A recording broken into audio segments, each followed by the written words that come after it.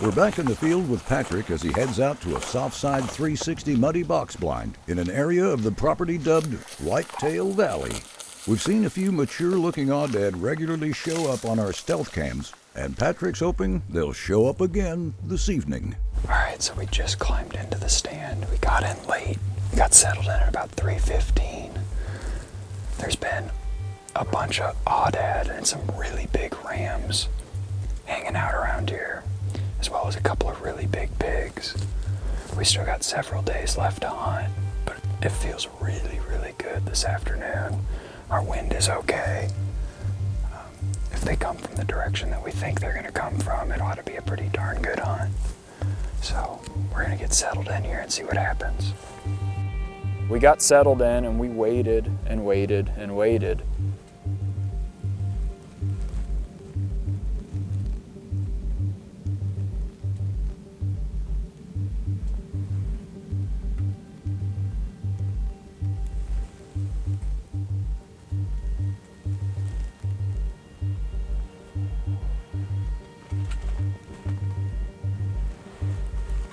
Didn't see much of anything moving. The only two animals we had come out in the whole sit were the exact two rams that we wanted to see. The first one popped out, all scarred up, came charging in like he was, gonna come right to us in no time. But all of a sudden he hangs up at about 50 yards and he just stands there and he looks and he's turning back and forth.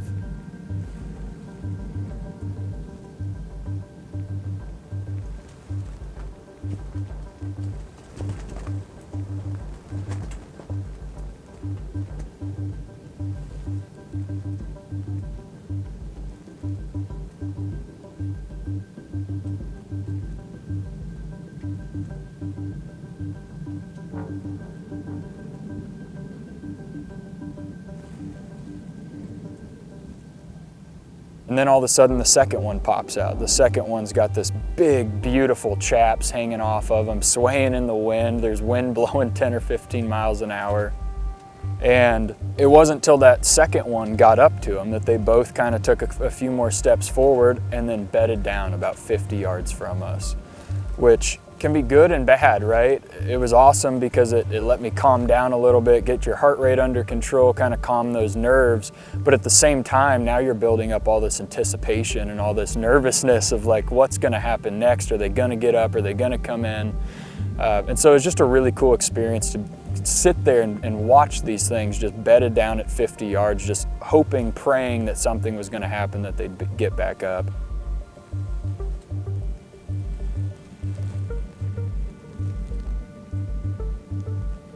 And about 20 minutes later, sure enough, it did.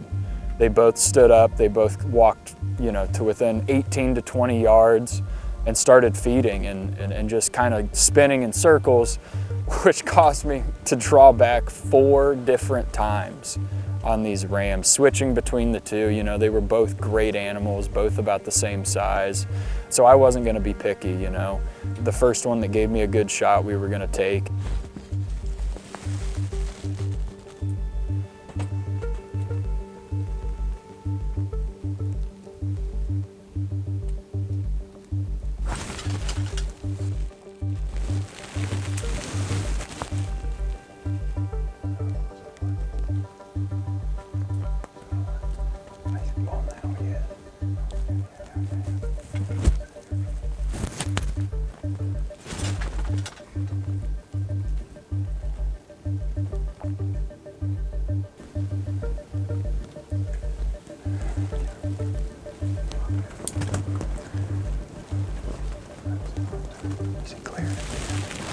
Finally, on the 4th time drawn back, we had a perfect quartered away shot, faced right to left. The great thing about it is that he was kind of ducked down. He had his head down feeding. It was easy to draw back. They had no idea. They didn't see anything. We felt really, really good about it.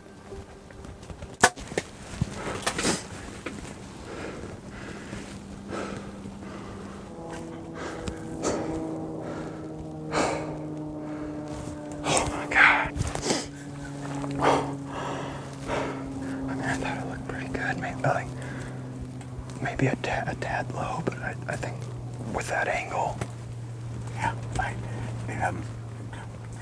It took forever. It happened so fast. I'm not exactly sure. Yeah. That was awesome. Sick.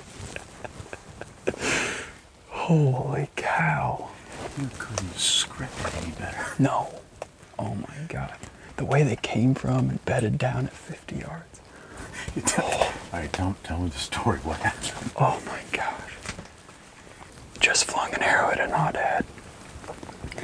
They came from out here, walked across right here in front of us. They held up at like 50 yards and bedded down for 15, 20 minutes. I mean, sat there forever and then finally got up, came right to us. I drew back 4 times trying to get a perfect shot. And finally, I got a good shot, quartered away. Saw a lot of blood on the way running out. Holy cow. Man, what an awesome feeling. 2 years ago, almost to the day, we came out here and put an arrow in an aoudad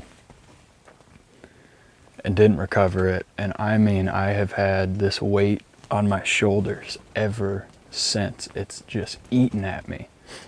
And so coming back down here to Texas and getting this done, I mean, such a cool experience, something that I will never forget the rest of my life. Absolutely amazing.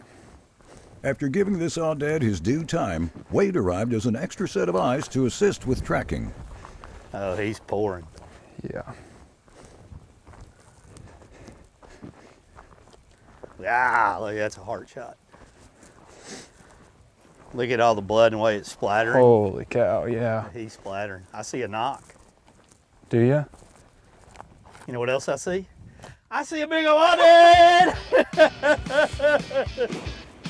I gotta come clean, Patrick. We're walking saw it down, on the I'm way in. walking down and I took a step and I go, that's blood. And I looked over here and I go, let's go, let's be quiet. He didn't go 80 yards?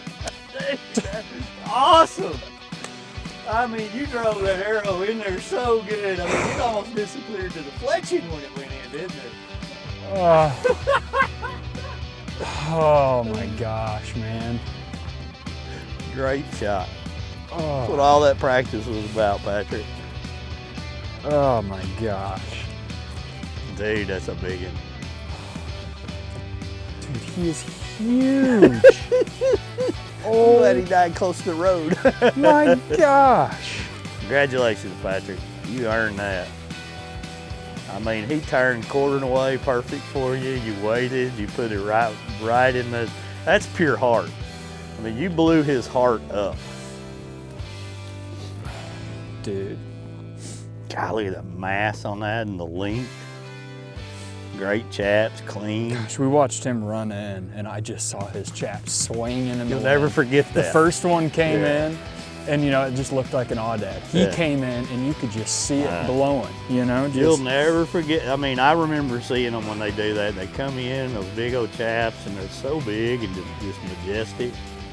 I mean, when I watch them run, I'm in awe of them. man, getting my hands on him was like nothing I've ever experienced before. You know, such a cool, unique animal that you just don't think is possible to live in a place like this, you know? So to see that up close and personal and see just how big they really are. I mean, we were able to throw him on a scale when we got back to camp. He weighed in at 260 pounds. Just an absolute brute of an animal living out here in the middle of the desert with hardly any food, and they just find a way to live. It's really incredible. Congratulations on getting your aoudad, Patrick.